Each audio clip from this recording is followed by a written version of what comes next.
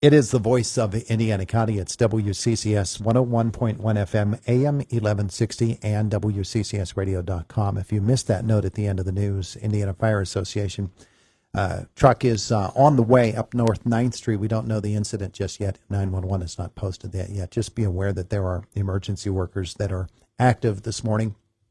And if you see the vehicles with their flashing lights, please give them the right of way, okay? 12 minutes after 9 o'clock. Sarah Kitchen is with us this morning. Sarah is another of our nominees for the Athena Award. Are you Athena or Young Athena? Young Athena. You're Young Athena. All right. I always get those confused. Didn't mean to disparage you and say that you're old enough for old Athena. The Athena Award is going to actually be held next week, next Wednesday, and you're a nominee for the Young Athena. And I don't know, have you been nominated before? I was nominated a few years ago, I guess in the pre-COVID era. So back in the day. Yes. Back in the day. Our conversation with Sarah brought to you by Marcus & Mack, voted Best Personal Injury Law Firm in the Best of Indiana County contest. Marcus & Mack, a law firm representing injured people. Sarah, you work from home. I do. And I'm sure that's a very, very time-consuming task in itself. But let's learn about your nomination for the Athena, a Young Athena Award. What are some of the things that you do beyond what you do for a living? Sure. So in my full-time job, I'm a global HR director for SAI Med Partners, which is a biopharmaceutical consulting company. I have employees all over the world, so it's fun to work with different cultures and different people and kind of gaining an appreciation for global operations for a company. So that's really fun. And I get involved in a lot of training initiatives, mentorship programs for a lot of employees, and it's been very rewarding from a career standpoint. But here in Indiana, I think I've volunteered for just about every organization that we have. Certainly some of my more notable ones is I was involved with the Relay for Life when it was in Indiana County for 13 years. Both as a chair, a participant, and on the board for that with the American Cancer Society. And then my most notable is probably my time with the Indiana Business and Professional Women's Organization and our Bras for the Cause efforts locally. But I'm actually the vice president of BPWPA, which is the state branch of that particular organization, of which Indiana is a local of. And I'll be moving into the presidency for over 1,500 women. So you're not busy at all? No. Yeah, when you mentioned that you've been involved in it, I think you've been in here in the studio Yes. for most of those organizations Yes. down through the years, because we've seen you quite often. And it must be something that's very important to you to be able to serve in ways that help other people. Absolutely. It's my passion. I'm often asked, what do you do? What are your hobbies? What do you do for fun? And I always say two things. I'm a distance runner, so you probably see me running around town, and I volunteer. And that's pretty much my hobbies. So. So you run, and then you run. Yes, exactly. That's basically it. Relay for Life. Let's talk about that for a while, because that is such a wonderful event, but it's a wonderful organization with which Relay for Life is involved. And we think of the number of people who are afflicted in some way or another, and we understand that it really touches every life, doesn't it?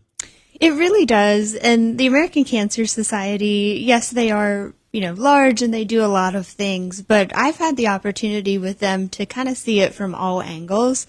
So certainly I've been involved with the Relay for Life and raising money for cancer research and patient care and different services they have, but I've actually seen the research being conducted. So I've been able to go to some of the laboratories in Pittsburgh and see how they're using the money.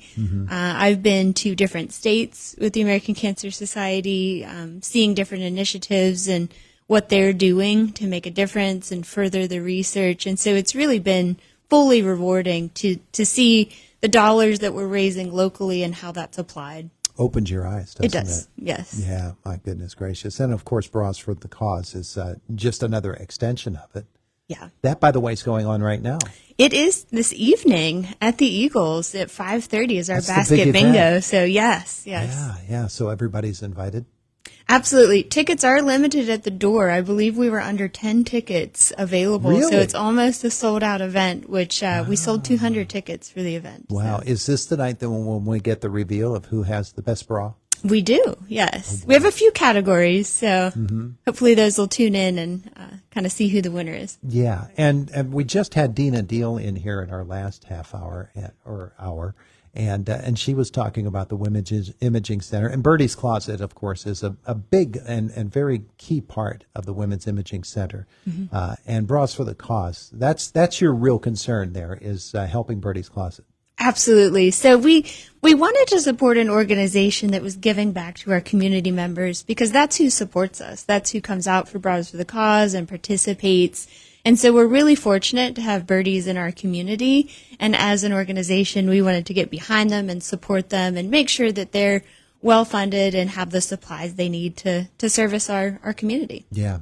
And they do such wonderful work there. And for them to recognize, I think, the problems that women have when they have a breast removed or when they're going through chemo or whatever it is, radiation, and the various issues that they have, for them to step in and recognize that it's a really important thing that they do. It absolutely is. I mean, it's one thing to go through the different phases of treatment, right, and how your body feels. But if there's something that can brighten your day or make you feel a little bit better, or even that aesthetics, whether you're in need of a prosthetic or a wig, just to brighten your day and make you feel better, it really does help the mental aspect of treatment as well. Yeah. When we think about health concerns, we think about other concerns in life, and I know that you're concerned about them. As an HR person, you get to deal with folks probably on an individual basis, but not on a face-to-face basis as much as we might think, because of your ability to work here for a company that is based where?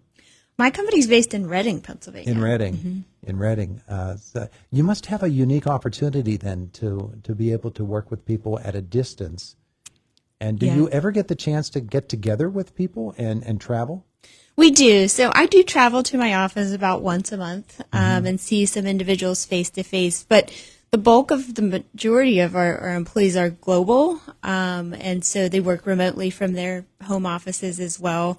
I get to see them about once a year when we kind of gather around the holidays and gonna get together then, which is nice. But yeah, it's a unique perspective because HR, it can be a scary function for some, especially if you're in trouble. But I try to make it a positive experience. Even when there is performance concerns or something we need to correct, we can do it in a constructive way that's going to be good for the individual and good for the organization and keep that relationship strong. Are there language barriers that you deal with? Some. So it is a requirement to speak English for the company I work with, just in the nature of our work that we do. But of course, they have different slang terms for things, and you have to figure out, what they mean, and we use different slang in the United States, so it's sometimes an interpretation issue. Yeah, I think that's what I'm trying to get at is, and doing so awkwardly, is the cultural issues that you have to deal with for companies or for others that are in another country and have been born and raised there. Yes. Words mean different things in English here as opposed to there, and the different cultural norms in their countries might not translate so well to the United States. Yes. Yeah, for sure. I mean, we certainly work through those. Even employment law is much different across different countries. I have a lot of employees across Europe, and so European employment law is certainly a lot different than U.S. employment law, as well as India and China, where I have employees as well. So it's always a learning experience, and kind of referencing and looking up different labor laws is my friend. But when they do visit us here in the United States, they do bring us yummy snacks from all of their countries. I think the interesting, the joke is that in France they're required to work a half hour 3 days a week. Where in India, they're required to work 28 hours a day, 7 days a week. Right. Yeah, those different norms in each of those countries, and the workaround for you with all of those must be pretty challenging. It can be. There can certainly be long days or early mornings, depending on kind of the overlap in time zones. That's probably one of the bigger challenges. Oh, yeah, I would guess. Yeah. I mean, China's 12 hours off of the Eastern Standard Time Zone. So, you have to be strategic in scheduling meetings with them so it's not too late or too early. But it's doable and manageable, and certainly a fun experience to learn more about those cultures, but more importantly, the people that work for the company. And meantime, you get to stay here in Indiana. I do. Yeah, I work from the comfort of my spare bedroom. So, Yeah, and you enjoy the work. I do. You enjoyed living in Indiana. I do. Yeah. And when you think about the Young Athena Award, which is where we are, the context in which we talk with you today, it really is a fascinating thing to me. The Young Athena relationship and we had Ellen Ruddick in here the other day talking about the event that's coming next Wednesday, where you're going to have a young Athena sitting next to an Athena Award nominee and maybe seated next to a past winner, and all of those getting together. That generational aspect of it to me is really fascinating. It's a good dynamic. It is. And I think back to one of my personal mentors that was an Athena recipient, Denise Clausen, who's since passed, but she was a mentor in my life during her time here on Earth, and really took me under her wing, not only through BPW, but just what she represented through the Athena program as well. She is Sarah Kitchen. She's with us here this morning, and a Young Athena Award nominee for next week. How far are you going to run today? I already ran 3 miles this morning, Todd. 3 miles. So. There you go. There you go. I'm doing Love of Life Saturday. Beautiful. So, Are you? Yeah. Well, why not? In the rain. Exactly. Yeah. Sarah, thanks for coming in today. Well, thanks for having me. We're so glad that you're able to do that. We're so glad for the work that you do in the community, too. It's the voice of Indiana County. It's WCCS 101.1 FM, AM 1160, and WCCSradio.com. 23 and a half after 9 o'clock.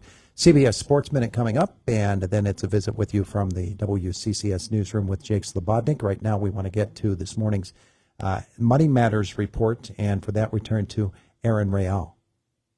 The United States and Israel are working to provide humanitarian aid to Gaza. Secretary of State Antony Blinken made the announcement during his latest trip to Israel as fighting continues with the Palestinian militant group Hamas. The United States and Israel have agreed to develop a plan that will enable humanitarian aid from donor nations and multilateral organizations to reach